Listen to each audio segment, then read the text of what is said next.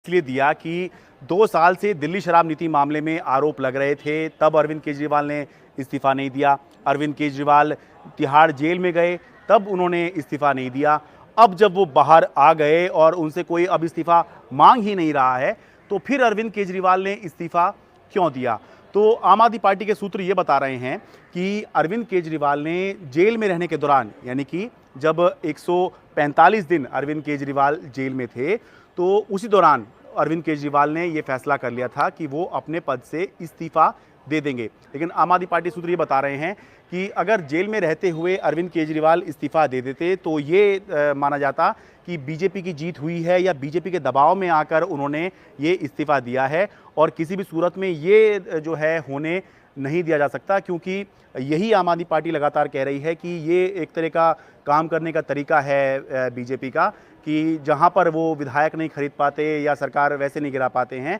तो वहां पर जो मुख्यमंत्री है उसको गिरफ्तार करा के गिरफ्तार कराने की कोशिश करते हैं ताकि इनकी सरकार गिराई जा सके। तो उसमें बीजेपी को कामयाब नहीं होने देना था। इस वजह से जेल में रहने के दौरान अरविंद केजरीवाल ने इस्तीफा नहीं दिया, और देश में एक ऐसा उदाहरण बना, पहली बार ऐसा उदाहरण बना कि पहली बार तो कोई सिटिंग चीफ मिनिस्टर पद पे बना हुआ एक सिटिंग चीफ मिनिस्टर, मौजूदा मुख्यमंत्री गिरफ्तार हुआ, और पहली बार ही ऐसा हुआ कि एक मुख्यमंत्री जेल के अंदर कैद है। तो इसलिए अरविंद केजरीवाल ने उस समय इस्तीफा नहीं दिया। लेकिन अब क्योंकि अरविंद केजरीवाल बाहर आ गए, तो अब उनका कहना है कि क्योंकि अब सुप्रीम कोर्ट से उनको न्याय मिला है, तो अब जनता की अदालत से उनको न्याय मिलने की बारी है। तो जैसे ही अरविंद केजरीवाल शुक्रवार की रात को घर पहुंचे, तो पहले तो जो आम आदमी पार्टी के सभी नेता और अरविंद केजरीवाल के सगे संबंधी जितने भी लोग आए थे उनसे मुलाकात की। उसके बाद अरविंद केजरीवाल सबसे पहले गए हनुमान मंदिर, कनॉट प्लेस के हनुमान मंदिर, और उसके बाद में जो है उन्होंने पार्टी नेताओं को बताया कि उन्होंने ये तय किया है कि वो अपने पद से इस्तीफा दें। और जब उन्होंने नेताओं को बताया तो इसके ऊपर फिर मंत्रणा हुई, और फिर मनीष सिसोदिया के यहाँ एक दूसरी बैठक हुई जिसमें इसको लेकर एक पूरी रणनीति बनी, और ये फैसला हुआ कि ना तो अरविंद केजरीवाल मुख्यमंत्री रहेंगे, क्योंकि ये नेचुरल बात है कि जैसे ही ये अरविंद केजरीवाल ने घोषणा की कि वो मुख्यमंत्री पद से इस्तीफा दे रहे हैं, तो चर्चा तुरंत ही ये चलनी शुरू हो गई कि क्या अगले मुख्यमंत्री मनीष सिसोदिया बनेंगे। तो मनीष सिसोदिया के लिए भी ये हुआ कि उनके ऊपर भी आरोप हैं, तो वो भी जब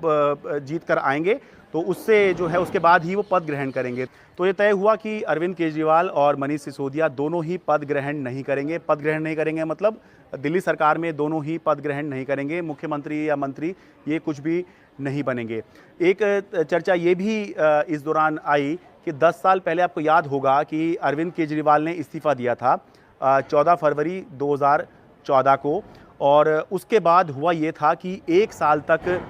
दिल्ली जो विधानसभा थी वो सस्पेंडेड एनिमेशन में चली गई थी। यहाँ पर कोई सरकार नहीं थी, और उस दौरान ये मांग चलती रहती थी कि दिल्ली में चुनाव कराया जाए। मामला सुप्रीम कोर्ट में भी पहुँचा था, तो कहीं ऐसा तो नहीं हो जाएगा। तो फिर इसके अंदर ये बात निकली कि केवल मुख्यमंत्री इस्तीफा दे रहे हैं, विधानसभा भंग करने की सिफारिश नहीं की जा रही है। यानी कि अरविंद केजरीवाल तो इस्तीफा दे रहे हैं, लेकिन आम आदमी पार्टी से कोई दूसरा जो है चीफ मिनिस्टर बनेगा। और अभी चुनाव आयोग से कहा गया है कि क्योंकि जब 4.5 साल विधानसभा का हो जाया करता है, तो चुनाव आयोग के हाथ में ये पावर होती है कि वो अपने हिसाब से चुनाव करवा सकते हैं। तो इसीलिए ये मौखिक रूप से अभी मांग की गई है, लिखित में नहीं है। मौखिक रूप से मांग की गई है कि चुनाव जो दिल्ली के अंदर फरवरी 2025 में होने हैं, उसको फरवरी 2025 के बजाय इसी साल में नवंबर में जब महाराष्ट्र के चुनाव कराने की बात है, तब ये चुनाव करवा लिए जाएं। हालांकि अभी ये देखना होगा चुनाव आयोग इस पर कुछ आगे बढ़ता है या नहीं बढ़ता है, लेकिन निश्चित रूप से ये एक तीर से कई निशाने साधने की अरविंद केजरीवाल ने कोशिश की है। पहला, उन्होंने एक हाई मॉरल ग्राउंड लेने की कोशिश की है, ये दिखाने की कोशिश की है कि उन्हें सत्ता या पद की लालसा नहीं है, उनके ऊपर आरोप लगे हैं तो उनको इस्तीफा देने में कोई दिक्कत नहीं है। दूसरा, अरविंद केजरीवाल पर सुप्रीम कोर्ट ने कुछ पाबंदी लगाई हुई हैं कि मुख्यमंत्री रहते वो बड़े फैसले नहीं ले सकते, कुछ फाइलें साइन नहीं कर सकते, इस तरह की पाबंदियां हैं। लेकिन आम आदमी पार्टी को अगले चुनाव में जाने से पहले कुछ बड़े फैसले लेने की ज़रूरत है। पिछले चुनाव जब हुए थे दिल्ली के अंदर, तब ये हुआ था कि चुनाव से पहले हर सरकार करती है, बड़े फैसले लिया करती है, तो अरविंद केजरीवाल वो नहीं ले सकते हैं। तो ऐसे में अगर नया मुख्यमंत्री होगा तो उसके ऊपर कोई ऐसी पाबंदी नहीं होगी और वो आम आदमी पार्टी के जो चुनावी वादे हैं या जो मंशा है